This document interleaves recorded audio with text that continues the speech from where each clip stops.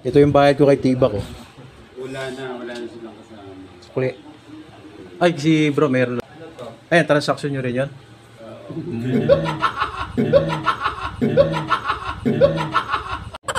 Bilis mapuno ah. Alin? Yung ngayon nakasalang dyan yung ano. Oo, yun. Nanalo ni Don Laro sa ni Tibak. Pinagsama ko na dyan. Si Bro Eric, si Don Lauro, si Tibak. Akalain nyo, si Bro Delis Paragosa mga kantos. Yung ilaw, no? Pasilaw. Galing pa ng Iloilo. Kasama natin yan. Kaway naman yung Bro Del. Kasi ipopost natin yan. Del, si Delis Paragosa. Di ba? Si Commander, kilala nyo na ba yan? Kasi siya na yung ilaw. Ayan. Copy lang yan. Meron lang kaming konting meeting. Ay, natid ko din kasi yung... Oh, yung isa doon, copy. Bro, merong naglilinis ng coins. Galing. Kaya magtingin dyan. Ayun, tingnan, meron din ako galing kay Tibak. Oh. Madami akong mga copy, puro copy. Bataan. Galing sa akin. Bataan, 1 peso. 1.5 ba to, Tibak? 1.5? 1.5? Anong coins yan? Bataan sword. Ayan. Oh. Ayaw, yan naman. Meron kami ano rito, konting Corridor ko nga, nakuha na yung... konting banding. Ito yung bayad ko kay Tibak. Oh. Wala na silang kasama. Sukli. Ay, si bro, meron Lauro, meron namang. Ayan. Salam daw. Kasi ito, pambili ko na. Oh. Yung kulay yan eh. Ganyan lang minsan transaction namin mga bro. Ganyan lang. So kahit magkakasama kayo, meron kayong minsan transaction. Legit naman eh. Kasi maraming ano yung mga baguhan, no? Di ba? Oo, sa una. Kasi Ayan. tapos na yung sa dulo ko. Okay. Ano to? Ayan, transaction nyo rin yun? Okay mga katos, ito pa yung isa nating transaction. No? Frame siya. Medyo may kalakihan ito at inaasahan natin na syempre maganda itong mga naka-frame set na ito. No? Kasama to dun sa transaction natin eh, yung mga naunang pinakita ko sa inyo. No? Ayan siya at i-unboxing natin to. Ayan.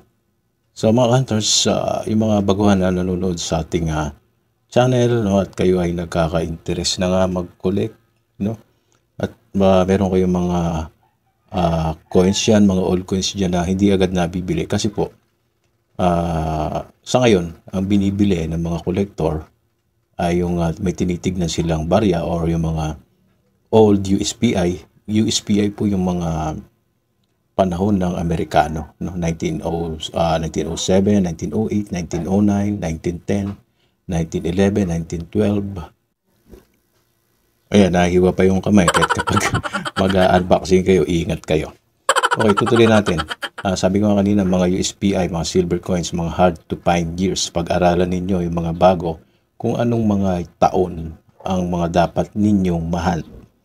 Sa ganon ay yung effort ninyo sa pag-hunting ng mga hard to find years ay mapakinabangan naman ninyo para ma-experience din ninyong mabilihan or makahunt.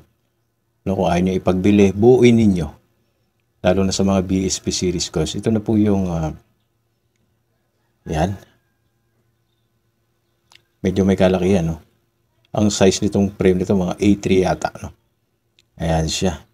Yan, buti at hindi basag. Wow, USA coins ang mga ito, mga hunters. Kasi sa background pa lang ng frame niya, ayan, pakita ko sa inyo. Bandera, no? Plug ng USA ito. Ang ganda, no? Set. Ayan ang mga koleksyon, no? Kung magkaka-interest kayo. Pag tumagal kayo, magkakaroon na rin kayo ng mga ganyan. Pakita ko lang ng close-up sa inyo, no? Ayan siya, 50 States quarter dollar. From, ano to? Ayan, yung mga taon niya, no? To 2008, eh. Ayan siya, mga ka-hunters. Ang ganda nito, legit, eh. O, di ba? Legit lang ating mga transactions. The United States of America. So, mag-iwan kayo ng komento dito sa ating content ngayon.